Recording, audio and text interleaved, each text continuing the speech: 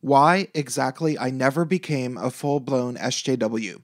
Hey, it's Prince of Queens, and being a gay guy who has lived in leftist meccas my entire life, brushing shoulders with more SJWs than some people have hairs on their heads, a lot of people assume that I once must have been an SJW myself.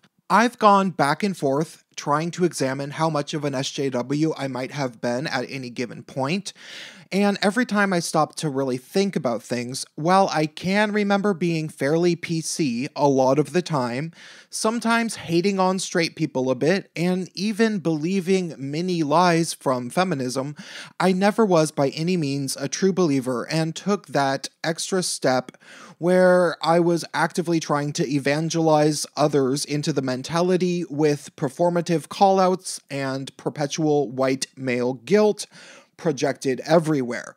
No, I was never really like that. And although I could go through a long list of reasons why I have always been a rather skeptical person, I think I can isolate what ensured that I wouldn't be an SJW down to a single thing that happened to me when I was in high school, which was when I took a long weekend undoing racism seminar thing that was 2 days that a family member pressured me into doing. Of course, it wasn't actually an undoing racism seminar in the least. Rather, it was more to the tune of blame white people for everything that is wrong with the world, absolve racial minorities of any guilt that they might have for hating white people, make sure to get people to give us as much money as they possibly can, and make sure people do everything they can to make everybody they know pay to take the seminars too. That was the general message in a run-on sentence.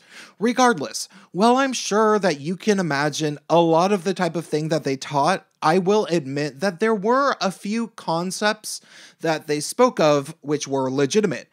Every cult-like organization that thrives on misinforming their followers is only able to do so by offering a few nuggets of wisdom and partial truths about societies.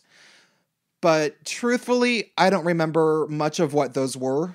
However, four things do stand out that I remember like yesterday, even though this was the late 90s. Stupid things that I'm thinking you probably want to hear about. First and foremost was how they started the seminar on the first day, which was for each instructor to introduce themselves with as much chest beating and preemptive intimidating rhetoric as they possibly could, making sure the students knew that we better not challenge these people because they would take us to the hoop, as they put it. They were saying, if you have a disagreement with us, we're gonna take you to the hoop. I swear to God, that's what they said. It was kind of funny. In so many words, they told everybody that if you were to disagree with them, you better come correct because they were going to completely shut you down in the most humiliating way possible if you said something that they objected to. So they figured they better warn everybody ahead of time to be extremely careful disagreeing with them. A warning which, fortunately for me, I heeded. The next thing I remember was soon after their introductory warning about how big of assholes they were admitting to being right off the bat, they asked the class full of about 20 high school and middle school aged kids what they thought about race and racism, in a very general sense, waiting for an answer.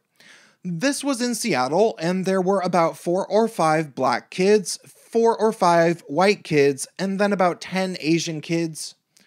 For the record, that's what I remember. A few kids that were mixed white and Asian among them, which cloud my memory, and a girl who was Iranian, but looked like she could have been easily Italian or Spanish. There was a bit of silence after the instructors asked us what our thoughts on race were, but then eventually one of the white kids decided to raise his hand. He was a very young male, who was actually in middle school, probably about 12 years old.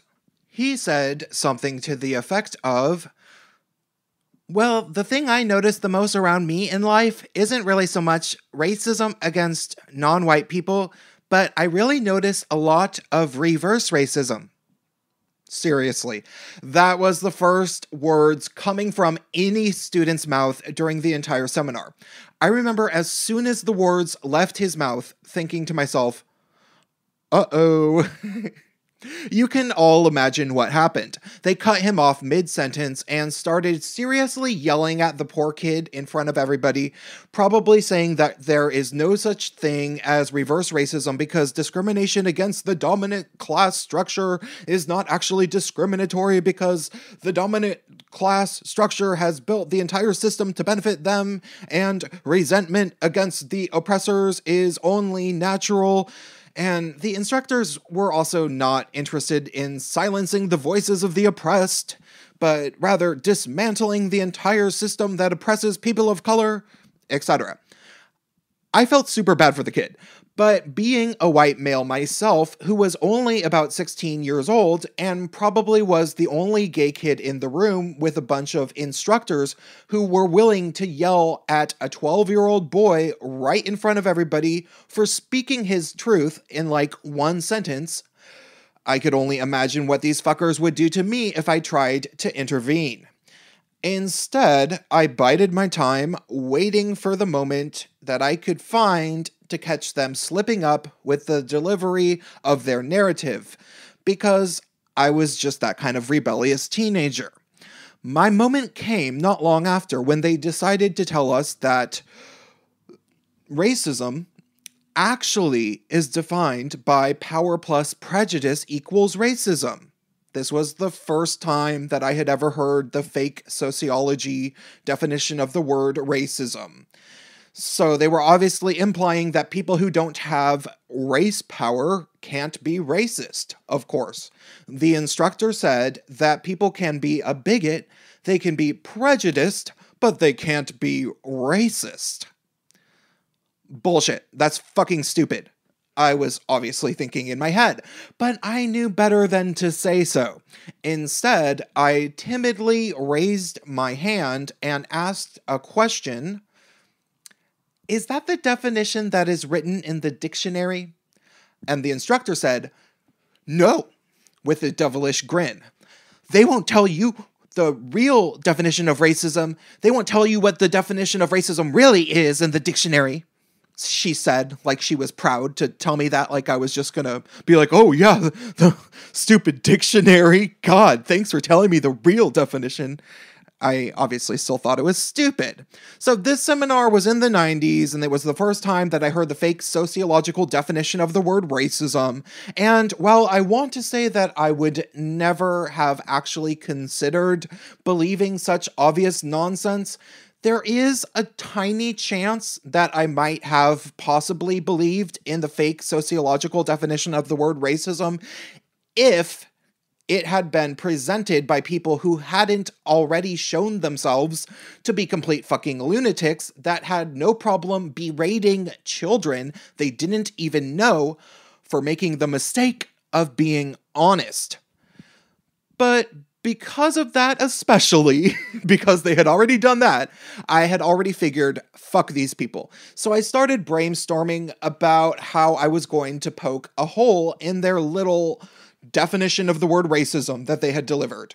Finally, it came to me. So I waited for a moment to raise my hand and I asked, so about this definition of racism, if only white people can be racist in the United States like you claim, does that mean that I can fly to Japan and I couldn't be racist myself because Japanese people are in power there? At which point, the instructor said, that's a very interesting question, and I'll get back to that later. And of course, she absolutely never did.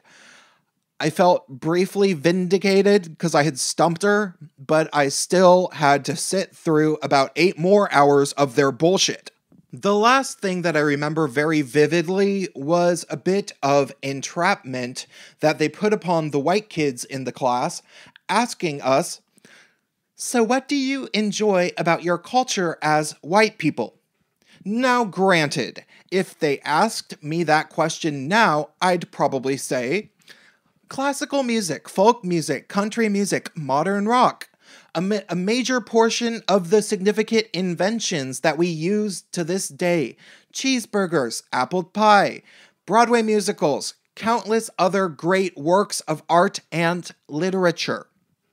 However, at the time, with the 5 angry, cult-indoctrinating black adults staring at me as if they were waiting for me to flinch, I couldn't think of anything that I felt comfortable saying I appreciated about white culture.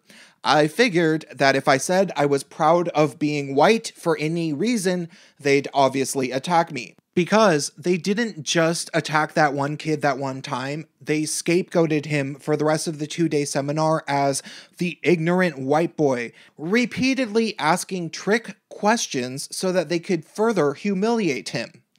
So, after every white kid in the class gave the same response, that we don't have anything we are proud of in white culture, obviously because we were afraid to say anything, the instructors then went on to say, as a black person, I love music, I love rhythm, I love dancing, I love soul food, I love jazz music, I love hip-hop music, I love funk, I love cornrowed hair, I love everything about black culture.